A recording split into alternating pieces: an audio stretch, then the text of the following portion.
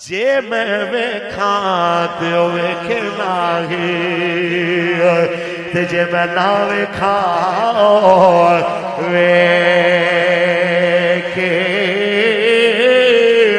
کتھوں لے آواں نصیب میں سے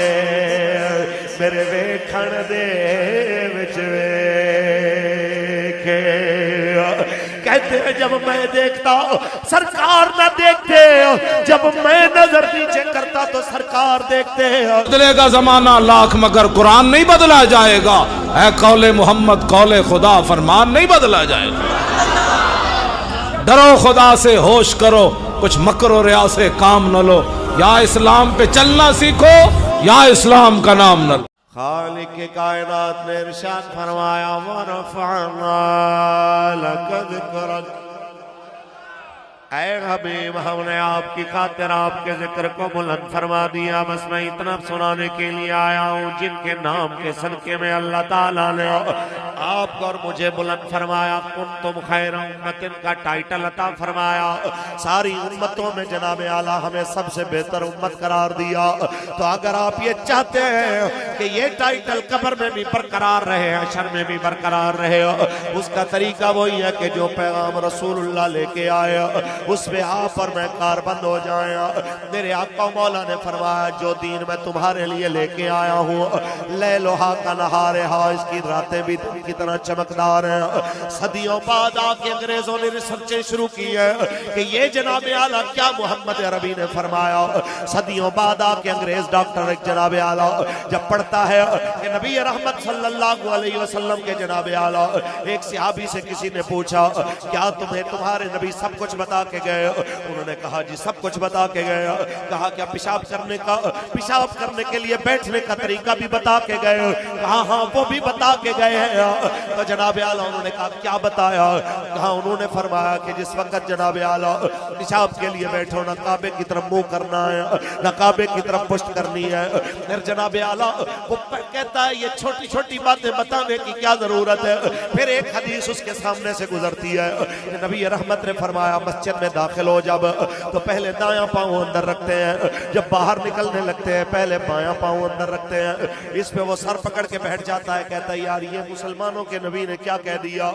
مسجد میں جانا ہی ہے رب کی عبادت کرنی ہے پہلے دایاں پاؤں لے جاؤ یا بایاں لے جاؤ اس سے کیا فرق پڑتا ہے ایک دن ریسرچ کرتے کرتے وہ اس نتیجے پہ پہنچا کہ اگر چلتے چلتے بندے کو دل کا دورہ پڑ جائے اور اس کا دایاں پاؤں آگے کی طرف ہوگا تو وہ منہ کے بل زمین پہ گرے گا اور اگر جناب اعلیٰ اس کا بایاں پاؤں آگے ہوگا وہ پیٹھ کے بل زمین پہ گرے گا اسی وقت وہ کلمہ پڑھ کے مسلمان ہو گیا کہتا ہے میں نے دنیا میں کوئی محمد عربی سے بڑا دل کا ڈاکٹر نہیں دیکھا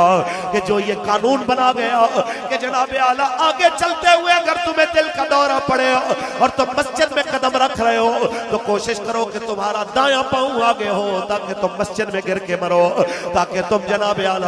اعلیٰ رتبہ پا جاؤ کہ تمہاری موت خدا کے گھر میں آئی ہے جب نکلنے لگو تو بایاں پاؤں باہر نکالو تاکہ موت آئی ہو تو پھر خدا کے گھر میں گر کے مرو اگر واش روم میں جانا آیا تو مسلمانوں کے نبی بتا گئے پہلے بایاں پاؤں رکھو تاکہ باہر گرو گندی جگہ پہ تمہیں موت نہ آئے نکلنے لگو تو پہلے دایاں پاؤں باہر نکالو تاکہ بری جگہ تمہیں موت نہ آئے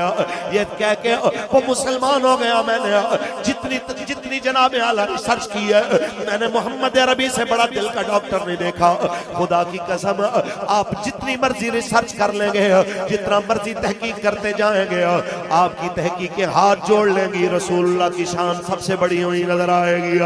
کیونکہ سب سے اولا مل کے پڑھیے سب سے اولا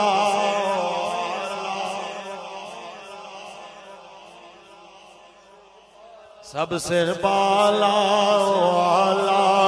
ہمارا نبی خلق سے اولیاء اولیاء سے رسول خلق سے اولیاء اولیاء سے رسول خلق سے اولیاء اولیاء سے رسول اور رسولوں سے اعلیٰ ہمارا نبی سب سے اولیاء ہمارا نبی یہی پیغام میں جناب اعلیٰ ویل چیئر پہ بیٹھے ہوئے اس مرد کلندر نے دیا ہے رسول اللہ کی عزت و ناموس سب سے پہلے ہے باقی ساری چیزیں بعد میں ہیں آپ کو ساری چیزیں جناب اعلیٰ گھر بار مال دولت یہ ساری چیزیں انسانی فطرت پیاری ہوتی ہیں لیکن جناب اعلیٰ ناموس رسالت کی قیمت پہ کسی صورت نہیں ہے مجھے جناب اعلیٰ حضرت نے جس وقت فرمایا کہ جب تم لوگ جاؤ ان سے بات کرنے جس وقت ہم جاتے تھے بات کرنے کے لیے تو آپ فرمایا کرتے تھے کہ انہیں بتا دینا اگر ناموس رسالت اور ختم نبوت کے معاملے میں کوئی بات ہوگی تو سن لو کہ ہم وہ لوگ ہیں انسان ہم بھی اچھا کھانا ہمیں بھی اچھا لگتا ہے اچھا کپڑا پہننا بھی اچھا لگتا ہے اچھی گاڑیوں میں بیٹھنا بھی اچھا لگتا ہے لیکن اگر ناموس رسالت کی قیمت پر یہ چیزیں کہو گے تو پھر مٹی اور سونا ایک برابر ہے ہمارے لیے پھر مٹی اور سونے کی ویلیو ایک جیسی ہو جائے گی پھر ساری دنیا کی دولت بھی اگر تم جمع کر دو گے تو ناموس رسالت کے معاملے میں کسی صورت کمی نہیں آنے دی جائے گی آج جناب اعلیٰ دنیا اسی بات پہ پریشان ہے بابے نے قوم کو لا کے کہاں کھڑا کر دیا ہے کہ کروڑوں روپے کی کوٹھی جناب اعلیٰ بنتی ہے کروڑوں روپے کی کوٹھی بنانے کے بعد جب افتتاح کی باری آتی ہے وہاں ڈھول نہیں بجتے وہاں گانے نہیں چلتے وہاں پہ آ کے جناب تماش بینی اور طوائفیں نہیں آتی وہاں پہ رسول اللہ کے نعرے لگتے ہیں وہاں حضور کی بات ہوتی ہے وہاں میرے آقا کی محفل ہوتی ہے وہاں نعرہ لگتا ہے لبیک لبیک لبیک یا رسول اللہ لبیک لبیک لبیک یا رسول اللہ لبیک لبیک لبیک یا رسول اللہ لبیک لبیک لبیک یا رسول اللہ لبیک لبیک آج پوری دنیا کا کفر اسی وجہ سے پریشان ہے بابے نے قوم کو کدھر لا کے کھڑا کر دیا ہے میں کہنا چاہتا ہوں یہ بابے نے صرف وہ سبق ہمیں بھولا ہوا یاد کرایا ہے جو ہمیں صحابہ کرام بتا کے گئے تھے بس جناب اعلیٰ کاش ہم وہ سبق یاد رکھ پائے ہیں یہ میں آپ کو بھی اپنے بچوں کو اپنے نوجوانوں کو سنانا چاہتا ہوں یاد رکھیے آج ایک نوکری کی خاطر ایک رشتے کی خاطر ایک نیشنلٹی کی خاطر ہم دیکھتے ہیں کئی جگہوں پہ لوگ اپنی بیٹیاں یا قادیانیوں کو دے دیتے ہیں یا ان کی بیٹیاں لے لیتے ہیں یہ طریقہ مسلمان کا نہیں ہے یہ طریقہ رسول اللہ کے عاشق کا نہیں ہے یہ طریقہ محمد عربی کے وفادار کا نہیں ہے آئیے 14 صدیاں پہلے میں آپ کو ایک منظر دکھاؤں ہر جنگ میں حضور کے ساتھ شامل ہونے والے صرف ایک جنگ میں جناب اعلیٰ شامل نہیں ہوئے صرف تبوک میں شامل نہیں ہوئے اور آپ کے اور میرے آقا مولا نے حضرت جناب کعب بن مالک سے 50 دن تک بات نہیں کی 50 دن تک میرے آقا مولا نے ان سے سلام نہیں لیا بلکہ آپ نے فرمایا کوئی بندہ اس سے سلام نہ لے کوئی بندہ اس سے بات نہ کرے آپ آتے کہتے ہیں میں مسجد میں آتا نماز پڑھتا حضور کے پیچھے لیکن جب میں نماز میں حضور کو دیکھتا حضور مجھے نہ دیکھتے لیکن جب میں نظر دوسری طرف کرتا سرکار نظر پھیر کے مجھے دیکھتے جے میں ویکھاں تے او ویکھنا ہی تے جے میں نہ ویکھاں ویکھے کتھوں لے آواں نصیب میں سے میرے ویکھن دے وچ ویکھے کہتے ہیں جب میں دیکھتا سرکار نہ دیکھتے جب میں نظر نیچے کرتا تو سرکار دیکھتے کہتے ہیں ایسے میں 50 دن گزر گئے 50 دن بعد جناب اعلیٰ ہوتا کیا ہے مدینے میں ایک بندہ آواز دیتا ہوا آتا ہے کعب کہاں ملے گا کعب کہاں ملے گا لوگوں نے میری طرف اشارہ کیا وہ ہے کعب وہ میری طرف آ کے کہتا ہے میں روم کے بادشاہ کا سفیر ہوں میں روم کے بادشاہ کا بھیجا ہوا ایلچی ہوں میں نے تم سے ملنا ہے آپ نے کہا کیا کہنا ہے کہتے ہیں علیحدگی میں ملنا ہے علیحدگی میں لے گیا جا کے کہتا ہے ہمارے بادشاہ کو پتا چلا کہ تمہارے نبی تمہارے ساتھ بول چال بند کی ہوئی ہے تو اس نے مجھے بھیجا ہے تم اس طرح کرو کہ اگر تم ہمارے ساتھ ملو تو ہم آدھی حکومت تمہیں دے دیتے ہیں اس وقت کا روم پورے یورپ کا ایک ہی ملک تھا سمجھ لے آدھا یورپ کو دینے کے لیے تیار کہتے ہیں آدھا یورپ تمہیں دے دیتے ہیں آدھی فوج تمہیں دے دیتے ہیں آدھے خزانے تمہیں دے دیتے ہیں کنیزیں تمہیں دے دیتے ہیں سب کچھ تمہیں مل جائے گا ہماری حکومت میں شریک ہو جاؤ آؤ اور مل کے مدینے پہ حملہ کریں تمہیں پتا ہے کہ کہاں کہاں سے مدینے پہ حملہ کامیاب ہو سکتا ہے، ہمارے ساتھ مل جاؤ، بدلے میں تمہارا بدلہ بھی پورا ہو جائے گا، ہمارا بدلہ بھی پورا ہو جائے گا۔ تو غصے میں آ کے ایسے سفیر کا گریبان پکڑ کے کہتے ہیں اگر میرے آقا و مولا نے سفیر کا مارنا حلال کیا ہوتا تو آج میں تمہیں زندہ نہ جانے دیتا۔ اپنے بادشاہ کو جا کے کہنا کہ اگر میرے آقا و مولا ساری زندگی مجھ سے نہ بولے، چاہے میرا جنازہ بھی نہ پڑے، میں پھر بھی انہی کا غلام بن کے رہوں گا، وہ مجھے ویسے بغیر دفنائے ہوئے پھینک دے، میں پھر بھی ان سے بے وفائی نہیں کروں گا۔ یہ کہتے ہوئے آپ اپنے گھر چلے گئے اور آج مسجد جانے کی ہمت بھی نہیں پڑی، آج روتے ہوئے اپنے گھر کی چھت پہ چڑھ گئے، ساری نمازیں گھر کی چھت پہ ادا کی، عشاء بھی وہیں پڑی ہے، روتے روتے کہنے لگے آئے میرے پاک پروردگار، کیا میں واقعی منافق ہو گیا ہوں؟ کہ آج کافر میرے ایمان کی قیمت لگانے کے لیے آگے آیا، آج کافر میرا مل لگانے کے لیے آگے آیا۔ یا اللہ تو میری سفارش نہ کرے تو کون ہے جو میرا سفارشی بنے گا؟ یا اللہ تو میرا سفارشی بن جا، اپنے نبی کو بتا کہ میں منافق نہیں ہوں، مجھ سے غلطی ہو ضرور ہوئی ہے لیکن میں ان کے ساتھ غداری کرنے والا نہیں ہوں۔ یوں ساری رات روتے روتے گزر گئی ہے، یوں ساری رات جناب اعلیٰ رو رو کے داڑھی تر ہو گئی ہے، فجر بھی آج اوپر ہی پڑی ہے۔ تو جناب اعلیٰ کہتے ہیں میں چھت پہ بیٹھا ہوں، اچانک مسجد نبوی کی طرف سے آواز آتی ہے کعب تمہیں مبارک ہو، کعب تمہیں مبارک ہو۔ تو کہتے ہیں میں سجدے میں گر گیا، مبارک دینے والے نے جب قریب آ کے مبارک دیا، پیسوں سے بھری ہوئی قمیض ایسے ہی اتار کے اس کو دے دیا کہ یا رب کی خوشخبری جب حضور دیں گے تو تمہیں پھر انعام دوں گا، مجھے بتاؤ کیا ہوا؟ کہا تیری معافی کا حکم آیا ہے، تیری معافی کا اعلان ہوا ہے۔ آپ آتے ہیں سرکار کی بارگاہ میں، تو جناب اعلیٰ کیا جذبات ہوں گے، کیا کیفیات ہوں گی، اس کو جناب اعلیٰ لفظوں میں نہیں ڈالا جا سکتا۔ سرکار کے سامنے آئے حضور یہ میرا باغ جس نے مجھے اتنی زیادہ جناب ذلت دکھائی، 50 دن میں آپ سے آپ کے ساتھ بات کرنے سے محروم رہا، اے میرے آقا مولا میں اس باغ کو قربان کرتا ہوں، یہ اللہ کے نام پہ رکھ لیجئے، مجھے اس کی ضرورت نہیں ہے۔ آپ کے اور میرے آقا مولا نے فرمایا،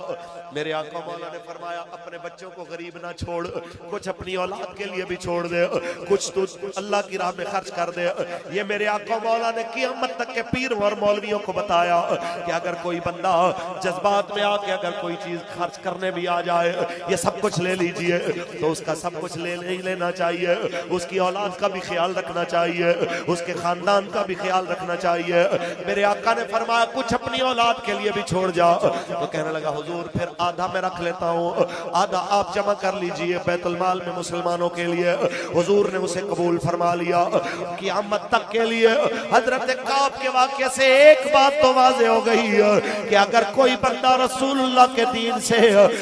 ایک بار جناب اعلیٰ تھوڑی سی سستی کرے تو سرکار ناراض بھی ہوتے ہیں، رحمت للعالمین بڑے ہیں اس میں کوئی شک نہیں ہے، لیکن اپنے غلاموں کی جناب اعلیٰ دین کے معاملے میں سستی پہ کبھی کبھی ناراض بھی ہو جاتے ہیں، لہٰذا کوشش کریں آپ بھی اور میں بھی کہ ہم سے حضور ناراض نہ ہو، کوشش کریں آپ بھی اور میں بھی کہ ہم سے سرکار ناراض نہ ہو۔ اس کا طریقہ کیا ہے؟ پیر مہر شاہ صاحب سرکار رحمت اللہ تعالیٰ علیہ آپ فرماتے ہیں جو بندہ چاہتا ہے میں حضور کی ذاتی خدمت کروں، جو بندہ یہ چاہتا ہے میں سرکار کی فی نفس ہی خدمت کروں، وہ ختم نبوت کا کام کرے، وہ ختم نبوت۔ لبیک لبیک یا رسول اللہ، لبیک لبیک لبیک یا رسول اللہ، لبیک لبیک لبیک یا رسول اللہ، لبیک لبیک لبیک یا رسول اللہ، لبیک لبیک لبیک یا رسول اللہ، لبیک لبیک لبیک یا رسول اللہ، لبیک۔ آپ ختم نبوت کا کام کریں، خدا کی قسم یہ وہ کام ہے جو آپ کو دنوں میں ایسے زمین سے اٹھا کے آسمانوں پہ بٹھا دے گا، آپ کو لوگوں کی نظر میں محبوب بنا دے گا۔ ختم نبوت کا کام نصیبوں والوں سے لیا جاتا ہے، ختم نبوت کا کام مقدر والوں سے لیا جاتا ہے، لہذا آج نیت کر لیں جب تک جئیں گے حضور کی ناموز پہ پہرا دیں گے انشاءاللہ، چاہے کوئی مولوی ہے، حافظ ہے، قاری ہے، تاجر ہے، دکاندار ہے، بزنس مین، پراپرٹی ڈیلر، सुन लीजिए, कोई ये नहीं कह सकता कि जनाब आला ये आपका काम है। जो शाह जी बात फरमा रहे थे, ये हम सब का काम है। हजरत सालिम आपके और मेरे आका मौला के सहाबी और वो कारी जो मस्जिद नबी शरीफ में बैठ के कुरान पढ़ रहे हैं, और आपके और मेरे आका मौला मस्जिद नबी शरीफ के दरवाजे पे आके खड़े हो जाते हैं, इनका कुरान सुनते हैं, सुनते रहते हैं। जब ये कुरान खत्म करते हैं तो हुजूर ऐसे हाथ उठा के कहते हैं, या अल्लाह तेरा लाख लाख शुक्र है, तूने सालिम जैसे कारी मेरी उम्मत में पैदा फरमाए। ये उन लोगों के लिए जो कहते हैं हम तो जनाब पढ़ने पढ़ाने वाले लोग हैं, हमारा इससे क्या काम है। उन्हें बताना चाहते हैं कि हजरत जनाब सालिम ने कहा जब खत्म नबूवत का मामला आ जाए फिर आपने भी निकलना है। फिर जब जंग यमामा होती है तो यही हजरत सालिम निकलते, कद इनका लंबा था, इतना लंबा के घोड़े पे बैठते हैं तो इनके पाँव जमीन पे लगते हैं। और आप कहते हैं हम हुजूर के दौर में तो ऐसे नहीं लड़ते थे, आगे चलो। किसी ने कहा तेरा कद लंबा है, तू तो चलेगा, तीर जब सामने चलेंगे तो तू भाग जाएगा, हमारा क्या बनेगा। आप सवारी से उतरे, आपने जनाब जमीन में गड़ा खोदा, पिंडलियों तक अपने आप को जमीन में गाड़ के मिट्टी डाली। फरमाया अब चलो, तुम चल के लड़ोगे, मैं जम के लड़ूंगा, तुम्हारा पता नहीं मेरी लाश भी यहीं पे गिरेगी। अब तो चलो ताकि पता चले हम हुजूर के नाम पे सिर्फ जीना नहीं मरना भी जानते हैं, हम आका के नाम पे मरना भी जानते हैं। मौत सबको आनी है, वजीरों को भी आनी है, मुशीरों को भी आनी है, मौलवियों को भी आनी है, पीरों को भी आनी है। लेकिन जिस शान से हजरत सालिम ने अपनी जान हुजूर के नाम पे दी, क़यामत तक नाम उनका जिंदा रहेगा। वारिस शाह सरकार फरमाते हैं, काफ कखा दिया कुलिया रैन खलिया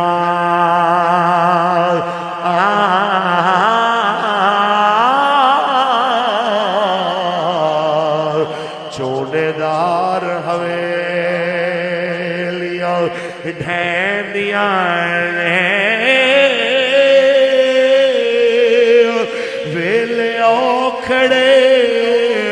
सौखड़े लगे जाने ओ